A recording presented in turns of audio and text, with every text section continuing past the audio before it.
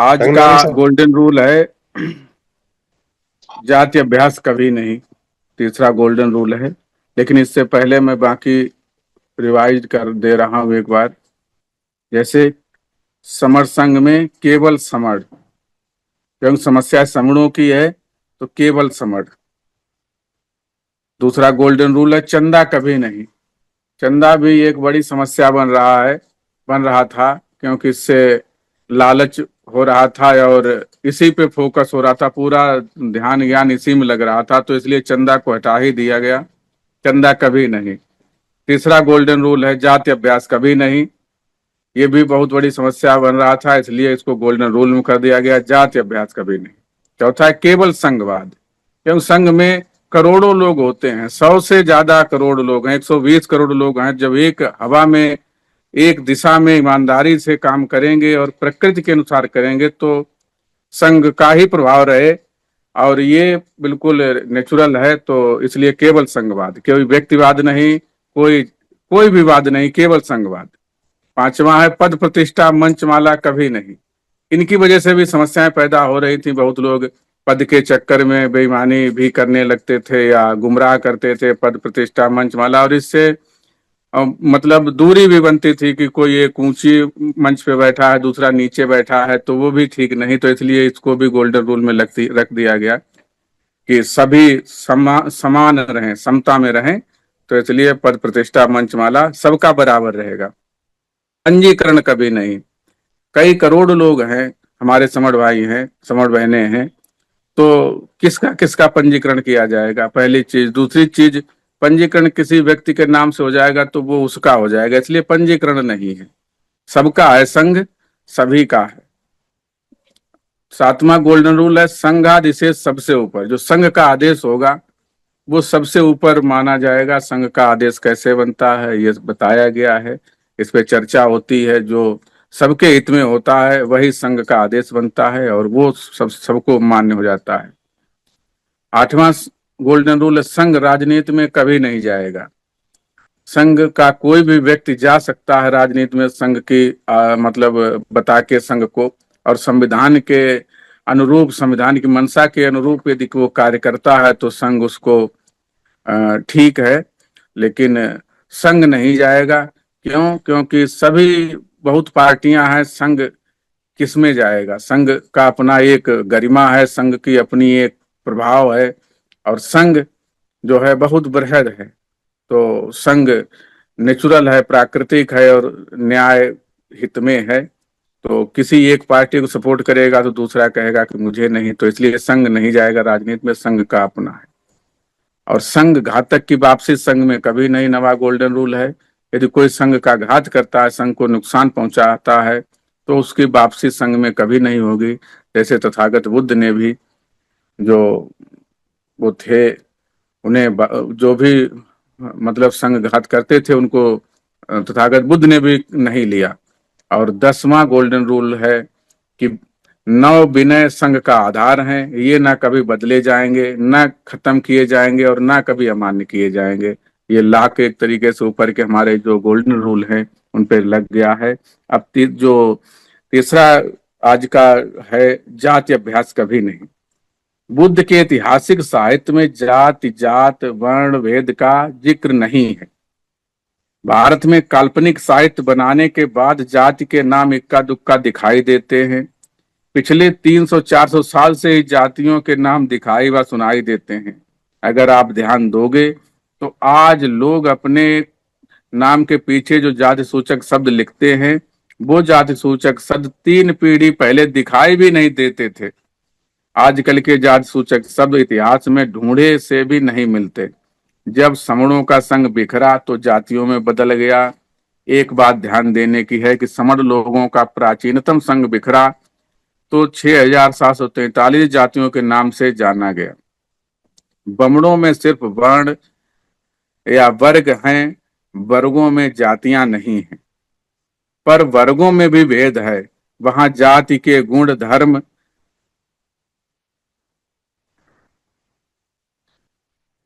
नहीं है, क्योंकि वर्णों में जाति नहीं होती। जो व्यक्ति जिस व्यवसाय को करता था, समर संघ टूटने के बाद उस टूटन का नाम उसके व्यवसाय पर ही जाना गया। व्यवसाय, पैदावार, उत्पन्न करना, उत्पत्ति को ही जात या जाति के नाम से ही पाली भाषा में जाना जाता है। क्योंकि बमण कोई उत्पादन नहीं करता है, इसलिए उसकी कोई जाति हो ही नहीं सकती। इससे स्पष्ट है कि जिस व्यक्ति की जाति है वो व्यक्ति मूल निवासी समण है और पुरातन समय से कुछ न कुछ उत्पन्न कर रहा है। भारत में जब समण थे तब यहाँ न जातियां, न वर्ण भेद, न कबीले थे, न वर्ण भेद था।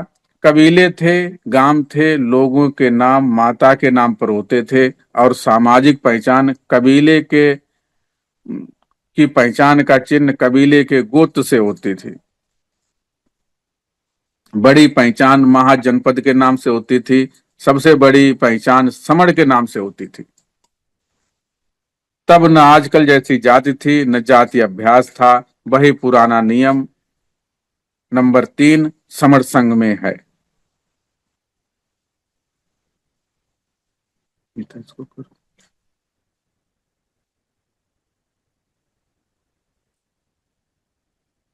दुनिया में कहीं जाति का अभ्यास नहीं है।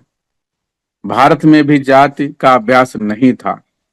जाति, पहली जाति कैसे बनी, किसने बनाई, क्यों बनाई गई, कहाँ बनाई गई, कब बनाई, इसका जवाब देने वाले को समर संघ की तरफ से इनाम। क्योंकि है ही नहीं, ढूंढे ही नहीं मिल रहा कहीं पे ये सब। दुनिया की किसी किताब में नहीं है जाति कैसे बनी, बनाने का तरीका क्या है, जाति बनाने का आदेश किसने दिया, कहाँ बैठक हुई जाति बनाने के लिए, कहाँ समिति बनी, कौन कौन पदाधिकारी रहे, समिति सभा का कौन अध्यक्ष रहा, देश के किस हिस्से में किस जाति का क्या मापदंड होगा, कौन सी जाति दूसरी जाति से कितनी बड़ी होगी, कितनी भारी होगी, कितनी हल्की होगी, कौन सी जाति किस जाति से कितनी छोटी होगी, कितनी मोटी होगी, कुल कितनी जाति बनाई जाएंगी, अंतिम जाति कौन सी होगी, सबसे छोटी जाति कौन सी है, सबसे बड़ी जाति कौन सी है, विदेशों में कौन सी जाति चलेगी, दो जाति के लोगों की शादी करेंगे तब उनके बच्चे की कौन सी जाति होगी। जाति अगर अच्छी चीज है तो बमणों की जाति क्या है, अगर जाति खराब चीज है तब लोग इस्तेमाल इसका क्यों करते हैं। जाति के गुण धर्म की चर्चा किस वेद, किस पुराण, किस उपनिषद, किस महाकाव्य, किस महाभारत, किस गीता, किस आगम, किस त्रिपिटक, किस कुरान, किस गुरु ग्रंथ साहिब, किस बाइबल, किस टेस्टामेंट में है, इसका भी नहीं पता है। अगर आदमी पुरातन बुद्ध पद्धति से किसी और धर्म, मजहब, रिलीजन में जाएगा तो उसे कौन सी जाति दी जाएगी, कौन देगा, कैसे देगा, इसका भी नहीं पता है। जाति बनाने का सिद्धांत क्या है, जाति के क्या लाभ हैं, किसको लाभ, कितना लाभ, जाति से किसको हानि, लाभ देने वाले की जाति है या नहीं, बिना जाति का आदमी जाति का लाभ लेगा, ये किसने बनाया, किस सन में बनी जाति, किस साल किस महीने में बनी जाति। सारी जातियां एक ही जगह, एक ही व्यक्ति, एक ही समय, एक कारण से बनी या लगातार बनाई गई, एक क्वेश्चन है सब। लिखित में क्यों नहीं है जाति बनाने की विधि। देवी देवताओं की क्या जाति थी या नहीं थी, देवता बिना जाति के थे क्या। मुस्लिम धर्म, ईसाई धर्म में जातियां किसने बनाई, कब बनाई, और भी हजारों प्रश्न बनते हैं। बाबा साहब डॉक्टर अंबेडकर ने जाति पर अब तक की सबसे बड़ी खोज की है। बाबा साहब डॉक्टर अंबेडकर ने जाति पर अब तक की सबसे बड़ी खोज की है। इतनी मेहनत के बाद भी वे लगभग खाली हाथ ही रहे।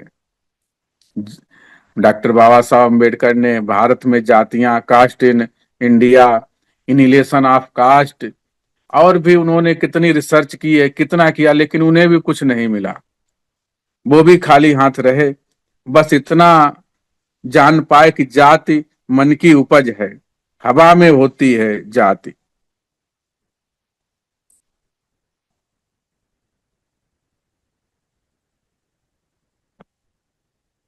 वास्तविकता नहीं है।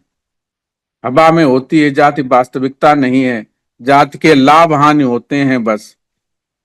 जो जाति का अभ्यास करता है उसकी जाति नजर अजर, जो जाति का अभ्यास करता है उसकी जाति अजर अमर है, और जो जाति का अभ्यास नहीं करते हैं उनकी जाति तुरंत खत्म हो जाती है।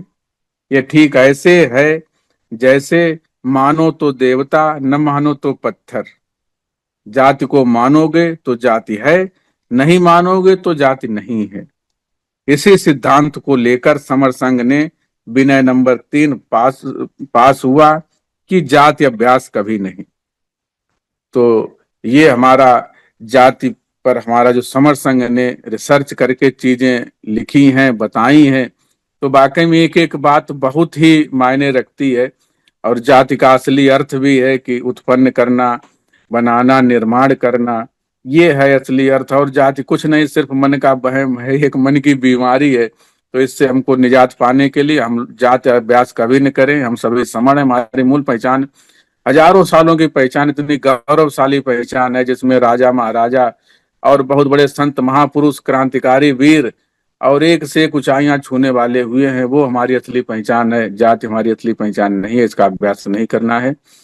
और यही हमारा संघ कहता है, समर संघ कहता है। तो हम लोगों सभी को, समर को, 120 करोड़ों लोगों को इसका अभ्यास नहीं करना है। हमारी पहचान केवल समर, यही मुझे कहना है। संघम नमामि, संघम नमामि। यदि मेरी किसी बात से कोई त्रुटि हुई हो तो मुझे संघ माफ करे। संघम नमामि, संघम।